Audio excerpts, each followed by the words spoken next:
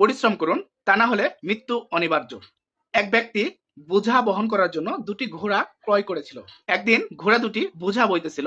সামনের ঘোড়াটি অনেক ভালো যাচ্ছিল, আর পিছনের ঘোড়াটি ইচ্ছে করেই অনেক ধীরে ধীরে যাচ্ছিল।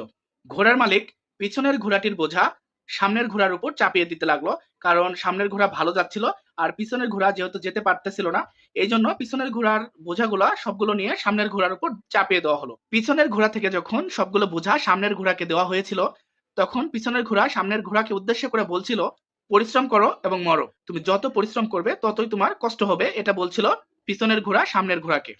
ঘোড়ার মালিক লক্ষ্য করলো যে সামনের ঘোড়াটি দুই ঘোড়ার মাল একাই বহন করে নিয়ে চলে এসেছে। তখন সে চিন্তা করলো, যখন আমার একটা ঘোড়া দিয়ে আমি আমার সব মাল বহন করতে পারি, তখন আমি কেন আমার দুইটা ঘোড়াকে পালবো।